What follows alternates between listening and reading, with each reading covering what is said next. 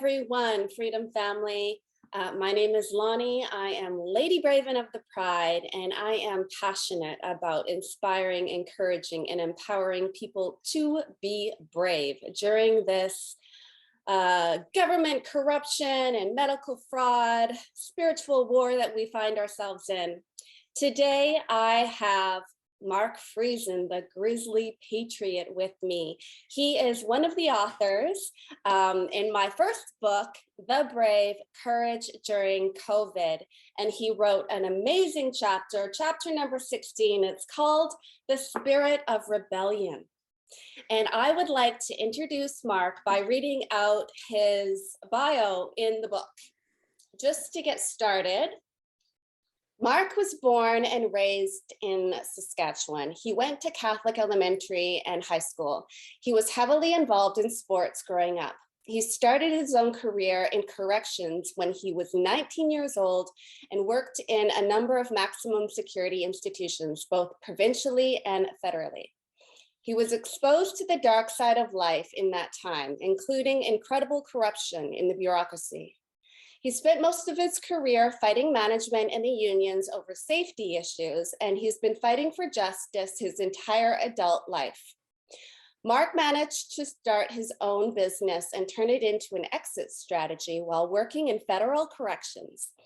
After 4 years of working and running a business, he was able to retire from working for the man and work full-time for himself.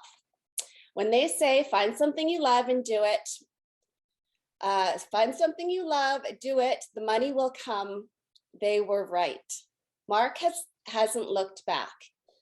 He is married with 3 children, and since he had them young, they're all out on their own, and he's not even 50 yet. While he waits patiently for grandkids, Mark cherishes freedom, individual freedom, national freedom, and sovereignty. Always have and always will. And will fight to the death to regain it if that's what it takes. You can't be brave without first being afraid. I absolutely love that. Thank you very much, Mark Friesen, the Grizzly Patriot. Thank you for being here with me today and having this brave conversation. Yeah, How my are absolute you? pleasure. Thanks for having me. I'm doing good. Doing good. Yes, it's really nice to see you, and it's nice to see you back on social media. You had a little bit of a break over the last year. I sure did. I did. I had a 5-week nap. I guess I needed it. Yeah, I want to find out everything about everything that you want to share about what's happened over the last year. But I also want to say that I met you, I think it was probably, were you traveling last June? Last June, July, you were here in Vancouver? Yeah, that sounds about right. Maybe a little bit earlier, maybe May. Yeah, I met you. Yeah, it could have been May as well. I met you at one of the rallies in Yeah. Vancouver, Yeah, and I got one of those big grizzly hugs. absolutely. I think that you also spoke out at that rally. Yeah, there's been a lot going on since you wrote your chapter. I know that you're very passionate about sharing the truth of everything going on in the world and the globalist agenda. And you were also a candidate for the PPC. That's right. Yeah. Twice. And is that coming up again? Well, it looks like probably federally we aren't going to see an election for at least a couple of years, maybe 3, based on the marriage between the Liberals and the NDP. So it's going to be a bit yet. That's sort of allowing me to focus a little bit provincially, which I think a lot of people should be doing while we wait for this federal election in a number of years. We can really focus a lot of our attention provincially, and we can focus a lot of our attention locally. And with local elections, municipal elections, it's extremely important, and it's a way for us to take our control back from the federal government in the interim before there's another election. So, I'll be keeping busy doing that. Right, you're still quite active in the whole political scene. Yeah, so absolutely. And thank you for everything that you're doing and for speaking truth and bringing people together. I know that you're really good at that. I also want to say, if we look at everything happening as like spiritual warfare, the dark and the Mm, light forces, yep. everything that's happened in the last year, okay, there's a lot that's gone on for everyone on the planet, everyone individually. Would you say that the dark forces have been on attack? Yeah, 100%. And I've said this for quite a while, that this isn't a political war. This isn't just an information war or a digital war. This is very much a spiritual war. There's no question about it. And I'm not necessarily a religious person. I was raised Catholic, as I mentioned in the book, but I sort of broke away from man-made religion, and I have this spiritual connection with God, sort of this direct line, I like to call it, rather than a conduit of religion to get me there. But it's no question that that it's a spiritual war. And people have to understand it's literally good versus evil, and the evil forces have been working very hard at preparing for this battle, whereas a lot of us have sort of been thrown into this battle, unaware as to how long the globalists and their agenda have been in preparation. And so it's not easy for a lot of people. A lot of people, we've never had to fight for freedom in this country. Mhm. We've helped other countries fight for their freedom, but we've never had to necessarily fight for our own. So this is new for everybody, Right. and it's something that we have to embrace, and a lot more people are embracing this than when I first started. When I first started, I was screaming into a black hole, and nobody was paying attention, and nobody was listening, and I was the right wing nut job conspiracy theorist, and that's okay, because as as we've all evolved through this process, more and more people are understanding what's happening, and what this globalist agenda really means, and the consequences to it. So yeah, it's something that we'll learn to deal with. Right, absolutely. I 100% agree with you. And I also felt like I've been screaming into a black hole. And I've been ever since trying to find a way to communicate with people with compassion in a way that they can actually hear my voice Right. and the things that I'm trying to say. Um, but I also feel like this is all a part of the Great Awakening. And I don't know if you know, I haven't spoken to you in like almost a year, but the third book in the Brave series is called The Brave Ascending Human Consciousness. And it's Mm, all about activating the pineal gland and our awareness and elevating our frequency and healing from past trauma, because how we deal with our past trauma has everything to do with how we're dealing with everything in our lives at this right. moment.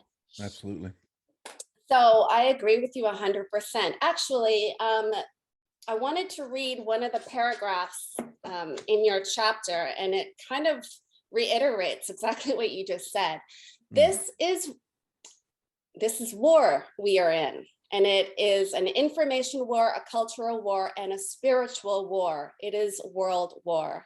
Our enemies want to destroy our nation, our values, and prosperity. We must unite to achieve critical mass in order to defeat this enemy. We will only be able to unite in defense of everything we cherish if the people use their inherent power. The people will only be empowered through information. I love this chapter that you wrote. It's called The Spirit of Rebellion. It's chapter mm, number 16 in the book. I highly recommend people go out and get this book, because this book is full of courageous stories. And these stories are meant to empower, inspire, encourage you. And when I say empower you with information about what's mm, really going on in mhm. all these different perspectives across the country. And when you have these varied perspectives, you get a really big picture of what's going on. Absolutely. So, yeah, since last summer, you fell into a little bit of a health challenge, health problem. Do you want to talk a I little bit did. about that? Because you Yeah, just kind sure. of I so disappeared. for the last 3 years, I've been on the road. I've been traveling lots. I've been pounding the pavement, doing exactly what I my mission is, and that is to share information and educate people as to what the globalist agenda is, and that's been my mission for probably over 3 years now. And so, and a couple of federal election campaigns in between. And we had just finished an election campaign this last round. And shortly thereafter, I got a little bit sick. And when I say that, I wasn't even showing any symptoms really, other than, I would cough a little bit if I was talking, and I was really exhausted was really the only symptom I had. So I stayed in bed. My wife at the time was sick at the same time. She was a lot sicker than I was. She would have fever and chills and coughing and all these other symptoms. And I really sort of dismissed mine as just being exhausted from a rigorous campaign. So I dismissed it. And then one day I woke up I think it was about 7 days later. I woke up in the morning, went to the bathroom. By the time I got to the bathroom, which is about 10 feet, I was out of breath and ready to hit the floor. And I was obviously quite concerned. The rest of the day was pretty tough. And so by the end of that day, I told my wife that, I can't breathe. I'm, I'm going to pass out. It's that bad. And so it was literally overnight. So I called the ambulance. The ambulance picked me up, took my oxygen. It was very low. Off to the hospital I went. And of course, they tested me. And most of this is very vague. I don't remember a lot of this because shortly thereafter I was put into a coma and on a ventilator. But while I was in hospital, I do remember one evening where I had prongs in my nose and a mask over my face trying to get oxygen into my lungs, and my lungs just weren't accepting it, and my oxygen was still very low. And I kept saying, I'm not going on the vent. I'm absolutely not going on the vent. So forget it. It's not happening. Till the last day where I told the doc, he came to ask again. And I said, well, I'm either going to die here or, I'm going to die on the vent. So I guess we take a shot at the vent. And, uh, and that was it. And they put me under and kept me here for, I think it was around 10 days. And then they shipped me to Toronto. And when they first put me under here in Saskatoon, from what I understand, my heart rate went through the roof, so they had to shut my heart down. Um, Took 3 times to get it going again, to get it into rhythm. So they managed to stabilize me, and then something strange happened. They decided that they're going to ship me to Toronto. And one of the doctors had mentioned to my wife that um, he thought that that was a political move, that there was really no good reason to ship me anywhere, especially in the condition that I was in. I was in pretty rough shape. Mhm. So to throw me on a plane 30,000 feet in the air to send me to Toronto is probably not the best idea. But the one doctor suggested that this was probably a political move. And, I'm pretty loud. I'm pretty obnoxious when it comes to my freedom and our freedoms and the decisions that our provincial government was making in terms of health mandates and restrictions. So I was a pretty thorn in their side, and so I think they would have been more than happy to see me pass. And so this was we think that there was some of that decision making. However, when I got to Toronto, as it turned out, it was probably in my favor because the doctor that was in my care is probably one of the best lung doctors or world-renowned lung doctors um, at Mount Sinai. So I was under very good care. And in fact, Sean Taylor, a good friend of mine, from BC, had recently been fired. He was an emerge nurse, and he'd been fired because what he had said during the campaign. He also ran for the PPC. So he had some time on his hands, and when he found out what was happening with me, immediately he flew to Saskatoon, and then he joined me in Toronto as my advocate. And I think Sean being there probably plays a big part as to why I'm still around, because he's very strong, and he knows what he's talking about, being an emerge nurse. And he was, I think, able to influence some of their decision making there, uh, just just being present. And he had a couple of nurses come up to him and tell him that they know who he is and who I am and how much they appreciate what we've done. So I owe a lot, obviously, to Sean, for what he did, and advocating on my behalf. Mhm. And so then at the end of this sort of journey that I was on, being in a coma, um, they tried to wake me up, and with the vent still in. So when they pull you out of um, being under, they want you to get in rhythm with the vents breathing, right? And adjust to having this thing breathing for you, and then get into rhythm with it and breathe along with it. And I would refuse to do that, and I would attempt to pull the tubes out, and I was quite tough to deal with. So they ended up trying 5 times, and each time that they would try, they'd have to put me back under because I wasn't cooperating. Um, and so finally, when I finally woke up and adjusted to this situation that I was in, I was very angry at Sean, because while you're in this state, and of course it's very much drug induced. I was on fentanyl, I was on ketamine, very high doses. And of course, you dream and you nightmare when you're in this state. And it's not like when you're at home and you have a nightmare, you wake up, shake it off, go back to sleep. These things are epic tales. And of course, drug induced, very violent. Me and Sean were up to, we were fighting demons in my dreams. But one of the things that had happened was, in my head, was that Sean had put me on a plane, tied me up with a couple of buddies I went to high school with, as sort of a prank.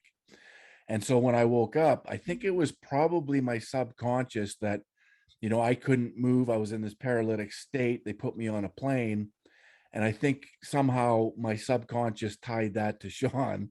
And so I was very angry at Sean.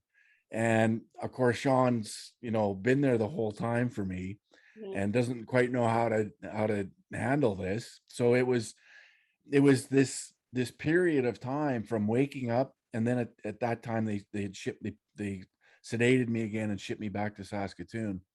And then I had this 10-day period of trying to distinguish between reality and fantasy, that these things that I dreamt about were so real for me.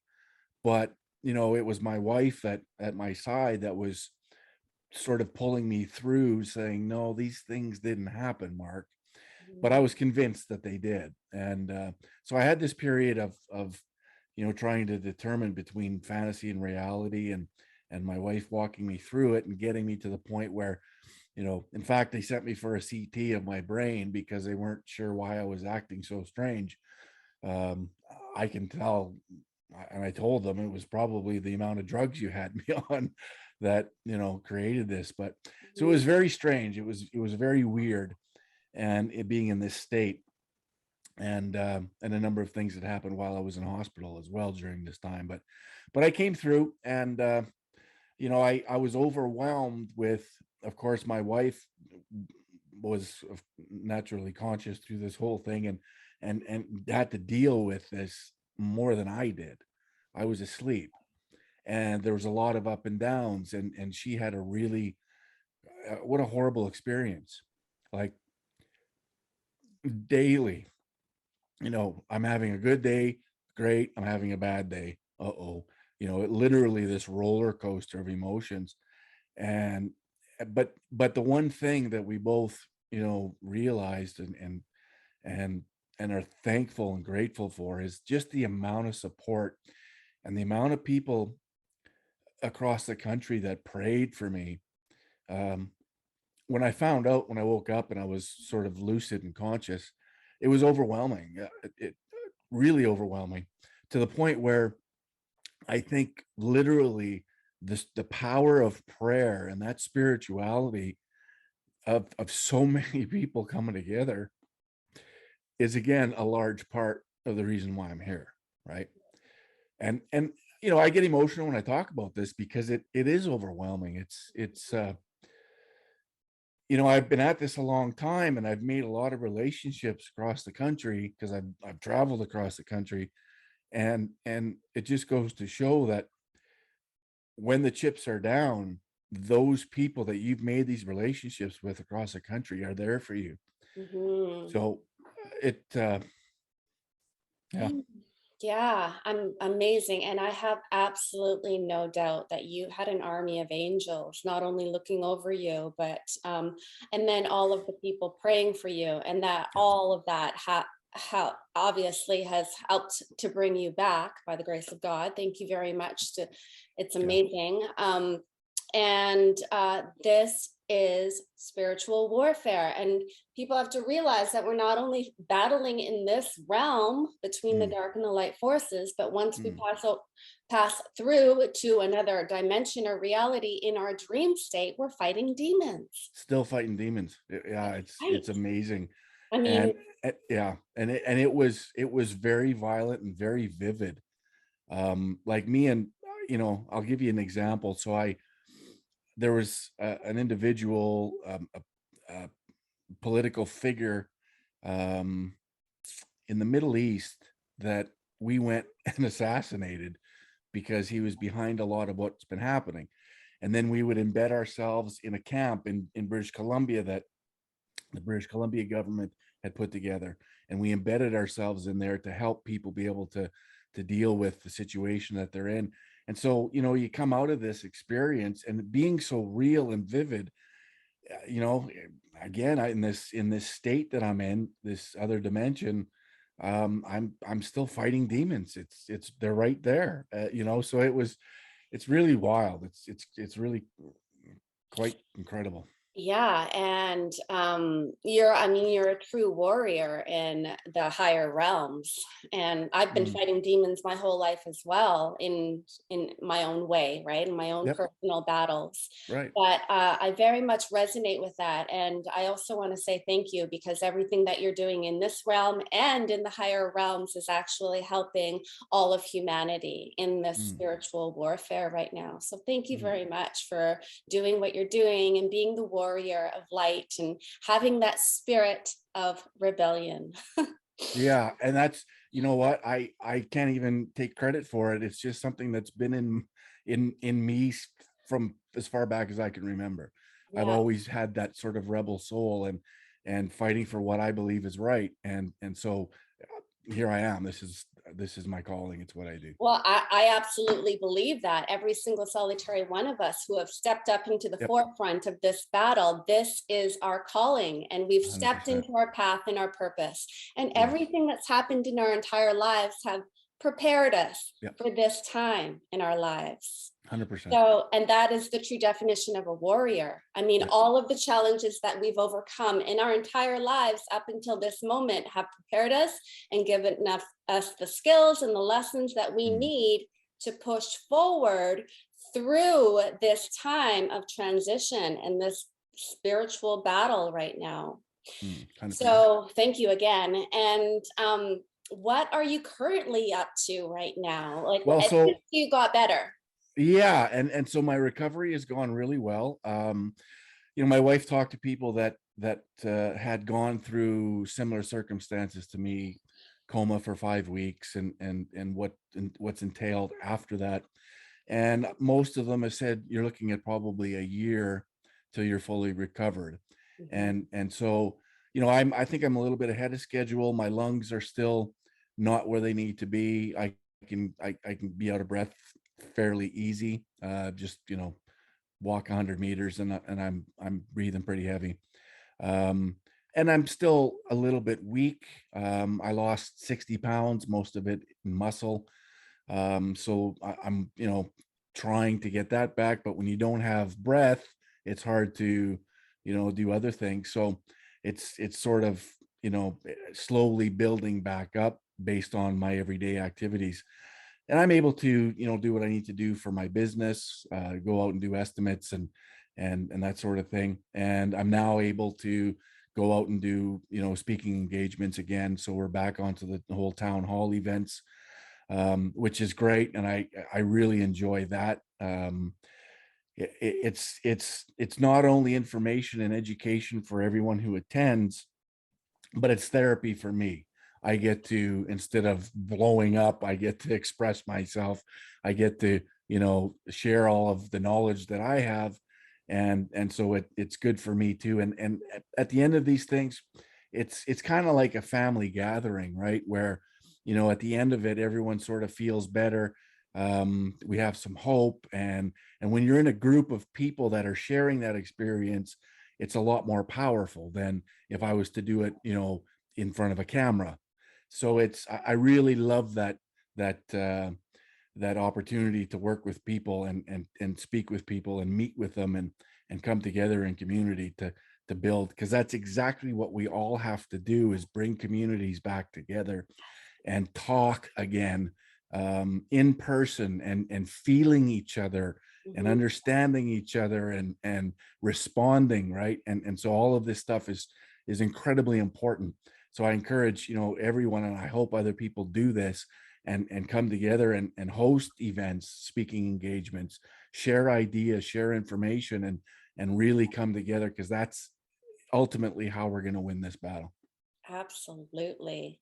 And I couldn't agree with you more. When you're in alignment with your path and your purpose, and you're doing what you feel like you've been called here to do, it is therapy. It Mm, does feel good. It's like this is healing for your soul, and you're expressing yourself, and you're doing what you feel you've been called here to do. And I feel exactly the same way. I actually love having these brave conversations with people like you. mm, This feels right, good to me. And I feel like right. I'm in alignment, and I'm doing Mm, what I'm supposed to be doing in whatever exactly. way. I'm Yeah. trying to encourage people to be brave. And Mm. you're definitely a part of that journey for me. So thank you very much. Do you My have any absolute speaking? pleasure and duty. Sorry, Yeah. go ahead. Do you have any speaking engagements coming up in the next Yeah, little? we have one coming up next weekend in Esterhazy, Saskatchewan. That's sort of the east southeast part of the province. We just finished one in Swift Current, and so we're planning some other ones. We're maybe looking at a tour through northern Ontario with my good friend Salim Mansour, and probably heading to Alberta and BC at some point to do the same. So we're going to be very active here in a short period of time. So I'm looking forward to it. Great.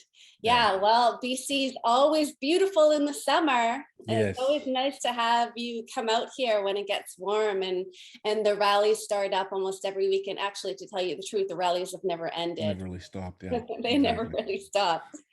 But yeah, I look forward to maybe connecting with you again when you come out to BC. Do you have Absolutely. anything else that you'd like to share with the audience? You know what? Again, this is what I'm doing is what I'm doing. And I can't accomplish what I want accomplished doing it myself. Right. So I really encourage others to just, come together and inspire other people, motivate other people, host an event. If you, live in a community that hasn't had a town hall meeting, put it out there, create one yourself. Don't wait for somebody else to do it. You're it, right? And so it's time for other people to do this as well, and really create this wave of information, because again, information is power. And if people have the information that they need, they'll be able to exercise that power appropriately.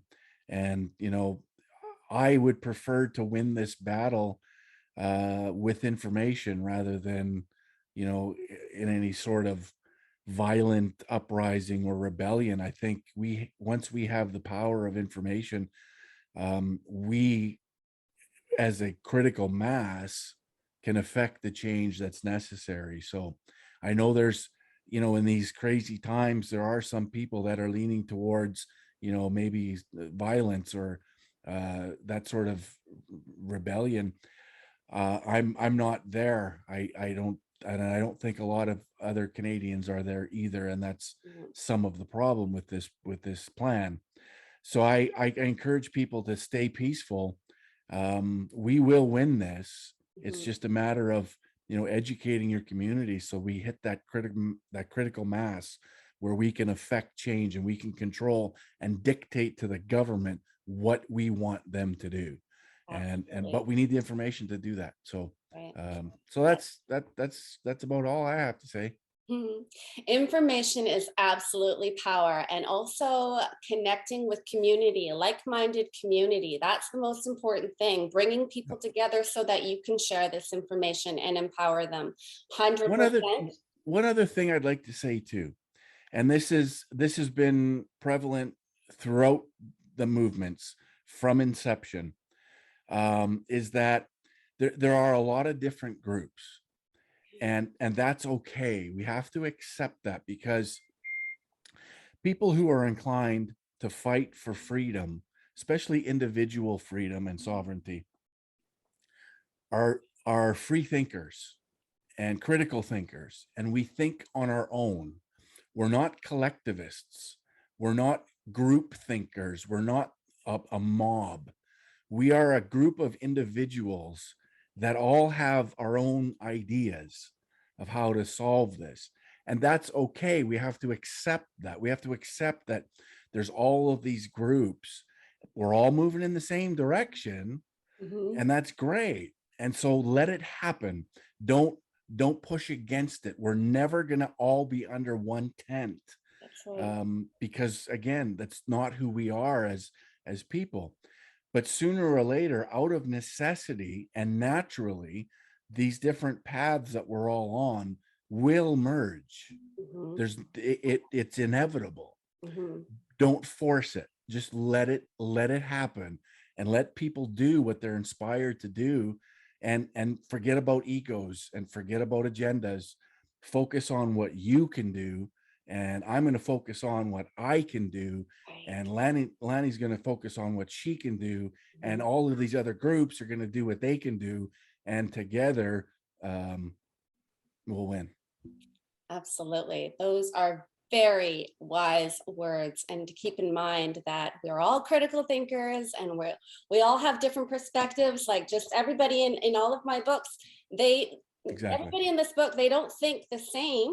They Yeah. all have their own perspective of what it means to be brave and to stand up for what you believe Exactly. in and to Yep. speak your truth to power. So absolutely 100%. And I just wanted to say that before you fell ill, you were doing Facebook Lives and are you on Instagram as well?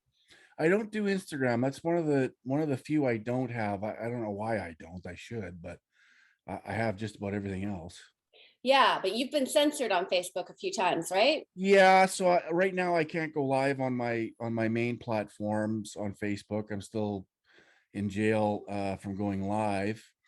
And YouTube, I'm starting again on YouTube. This will be the third time or fourth time. I had 11,000 subs at one point on YouTube, but because of who they are and what I say, I guess doesn't work for them. Right. But I'm trying again, and so I'm also on the alternatives like Rumble and Odyssey. I live stream to both of those. D Live, Twitter. Twitter is a weird animal for me because I know there's a lot of people that have been banned from Twitter, but I've never had an issue with Twitter whatsoever. Um, I'm able to say whatever I want to say on Twitter, it seems, without consequence. So that one's been good. I'm think I'm at about 40,000 followers there. So yeah, I'm out there rebuilding again, and hopefully soon I'll be able to be back on Facebook because I did have a lot of following there as well. So Okay, so I will put some links in the title and the video description of this, the description of this video, and people can look you up on Sure. in those different platforms under Mark Friesen, the Grizzly Patriot. Yeah, exactly. Yeah. Either Mark Friesen or the Grizzly Patriot or both. Yeah. Great. And Okay. of course, we have the website too, which is www.ffcs.info. FFCS. Yeah. What does that stand for? Forum for Canadian Sovereignty. Okay, right. I will put that link down there as well. Awesome.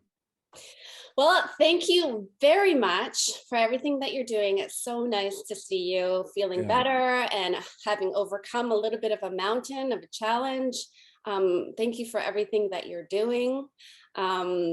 Everybody else, please follow the Grizzly Patriot, Mark Friesen, on all of those different platforms. The links will be down below.